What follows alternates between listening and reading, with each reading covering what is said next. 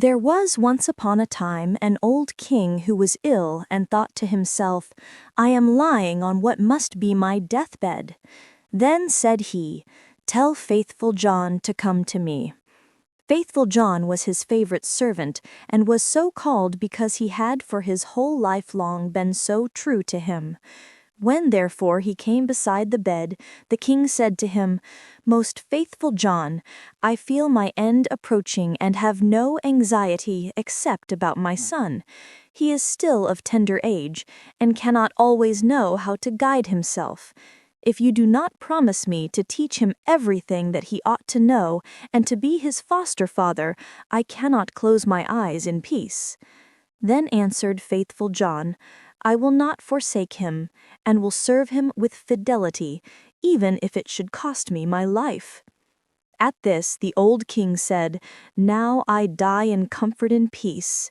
Then he added, "After my death you shall show him the whole castle, all the chambers, halls, and vaults, and all the treasures which lie therein, but the last chamber in the long gallery, in which is the picture of the princess of the golden dwelling, shall you not show. If he sees that picture, he will fall violently in love with her, and will drop down in a swoon, and go through great danger for her sake. Therefore you must protect him from that." And when Faithful John had once more given his promise to the old king about this, the king said no more, but laid his head on his pillow and died. When the old king had been carried to his grave, Faithful John told the young king all that he had promised his father on his deathbed, and said, "This will I assuredly keep, and will be faithful to you as I have been faithful to him, even if it should cost me my life." When the mourning was over, Faithful John said to him, "It is now time that you should see your inheritance. I will show you your father's palace." Then he took him about everywhere, up and down, and let him see all the riches and the magnificent apartments. Only there was one room which he did not open, that in which hung the dangerous picture. The picture, however, was so placed that when the door was opened, you looked straight on it, and it was so admirably painted that it seemed to breathe and live, and there was nothing more charming or more beautiful in the whole world. The young king noticed, however, that Faithful John always walked past this one door, and said, "Why do you never open this one for me?" "There is something within it," he replied, "which would terrify you." But the king answered, "I have seen all the palace, and I want to know what is in this room also." And he went and tried to break open the door by force. Then Faithful John held him back and said, "I promised your father before his death that you should not see that which is in this chamber. It might bring the greatest misfortune on you and on me." "Ah, no," replied the young king. "If I do not go in, it will be my certain destruction. I should have no rest day or night until I had seen it with my own eyes. I shall not leave the place now until you have unlocked the door." Then Faithful John saw that there was no help for it now, and with a heavy heart and many sighs, sought out the key from the great bunch. When he opened the door, he went in first and thought by standing before him he could hide the portrait so that the king should not see it in front of him. But what good was this? The king stood on tiptoe and saw it over his shoulder. And when he saw the portrait of the maiden, which was so magnificent and shone with gold and precious stones, he fell fainting to the ground. Faithful John took him up, carried him to his bed, and sorrowfully thought, "The misfortune has befallen us. Lord God, what will be the end of it?" Then he strengthened him with wine until he came to himself again. The first words the king said were, "Ah, the beautiful portrait! Whose is it?" "That is the princess of the golden dwelling," answered Faithful John. Then the king continued, "My love for her is so great that if all the leaves on all the trees were tongues, they could not declare it. I will give my life to win her. You are my most faithful John. You must help me." The faithful servant considered within himself for a long time how to set about the matter, for it was difficult even to obtain a sight of the king's daughter. At length he thought of a way, and said to the king, "Everything which she has about her is of gold: tables, chairs, dishes, glasses, bowls, and household furniture. Among your treasures Are 5 tons of gold.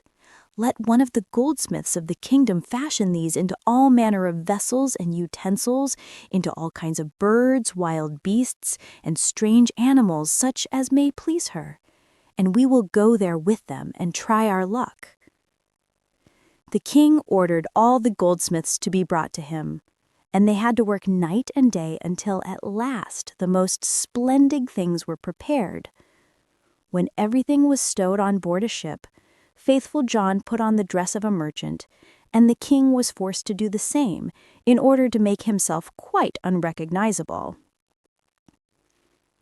Then they sailed across the sea, and sailed on until they came to the town wherein dwelt the princess of the golden dwelling. Faithful John bade the king stay behind on the ship and wait for him.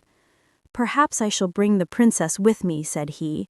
"Therefore see that everything is in order. Have the golden vessels set out, and the whole ship decorated."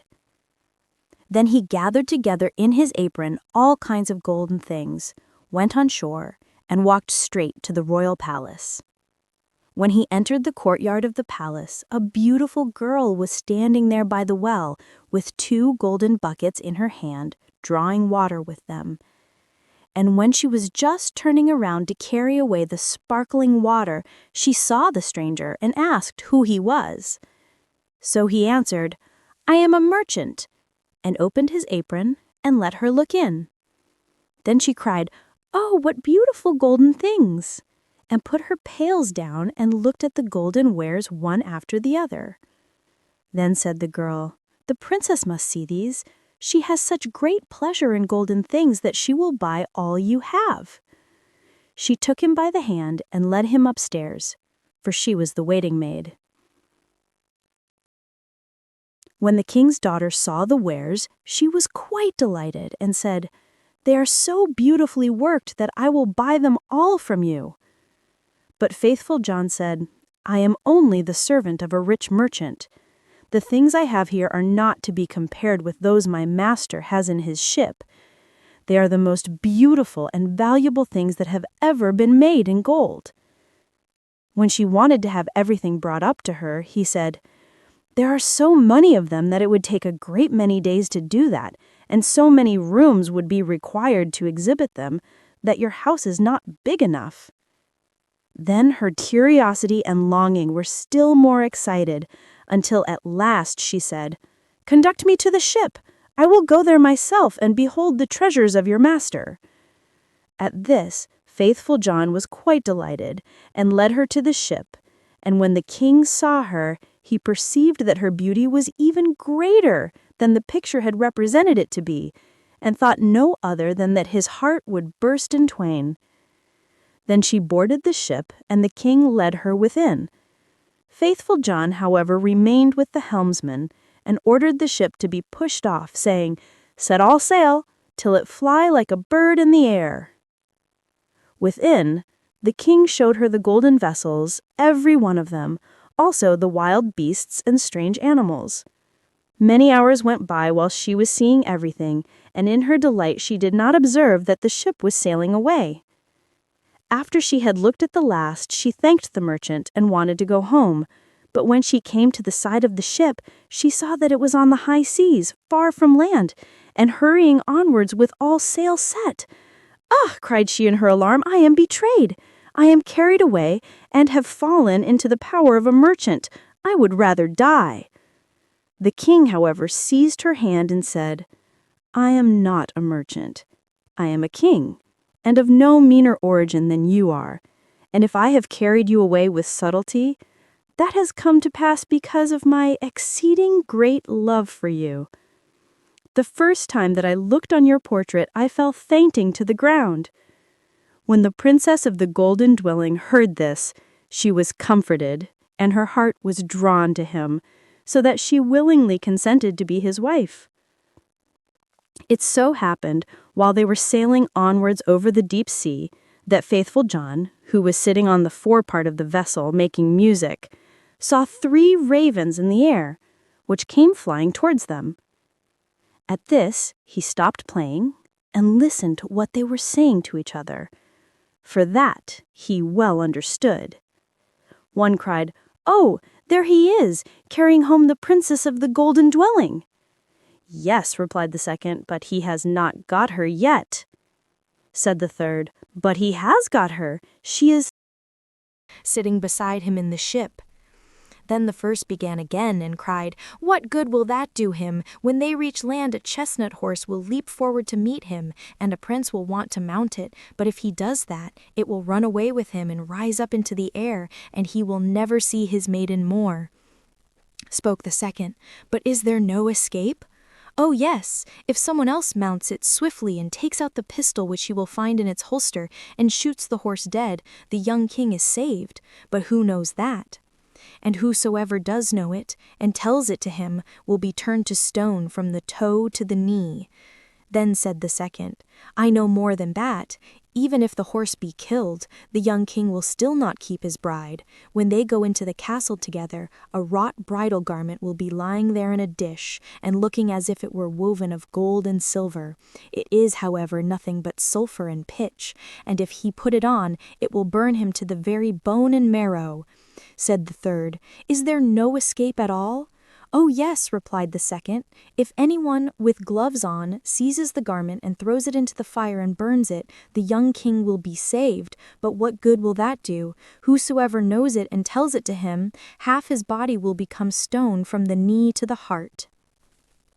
Then said the third, "I know still more. Even if the bridal garment be burnt, the young king will still not have his bride. After the wedding, when the dancing begins and the young queen is dancing, she will suddenly turn pale and fall down as if dead, and if someone does not lift her up and draw 3 drops of blood from her right breast and spit them out again, she will die. But if anyone who knows that were to declare it, he would become stone from the crown of his head to the sole of his foot." When the ravens had spoken of this together, they flew onwards, and faithful John had well understood everything.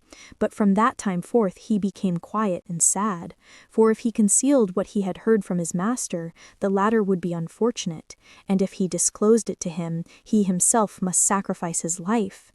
At length, however, he said to himself, "I will save my master, even if it bring destruction on myself." When therefore they came to shore, all happened as had been foretold by the ravens, and a magnificent chestnut horse sprang forward. "Good," said the king, "he shall carry me to my palace," and was about to mount it when faithful John got before him, jumped quickly on it, drew the pistol out of the holster, and shot the horse dead. Then the other attendants of the king, who were not very fond of faithful John, cried, "How shameful to kill the beautiful animal that was to have carried the king to his palace!" But the king said, "Hold your peace and leave him alone. He is my most faithful John. Who knows what good may come of this?" They went into the castle, and in the hall there stood a dish, and therein lay the bridal garment, looking no otherwise than as if it were made of gold and silver. The young king went towards it, and was about to take hold of it, but faithful John pushed him away, seized it with gloves on, carried it quickly to the fire, and burnt it. The other attendants again began to murmur and said, "Behold, now he is even burning the king's bridal garment." But the young king said, "Who knows what good he may have done? Leave him alone. He is my most faithful John." And now the wedding was solemnized, the dance began, and the bride also took part in it.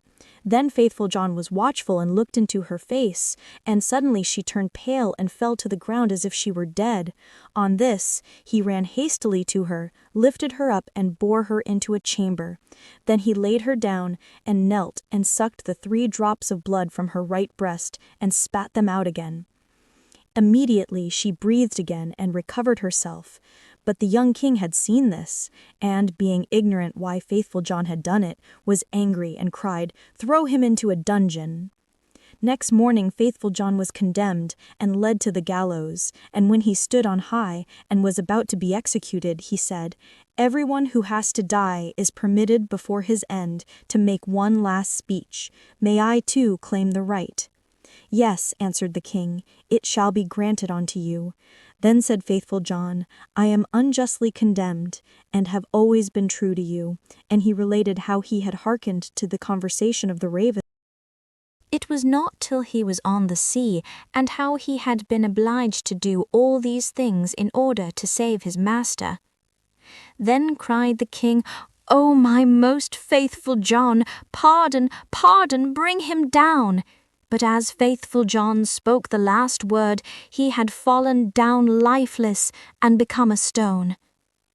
Thereupon the king and the queen suffered great anguish, and the king said, "Ah, how ill I have requited great fidelity," and ordered the stone figure to be taken up and placed in his bedroom beside his bed.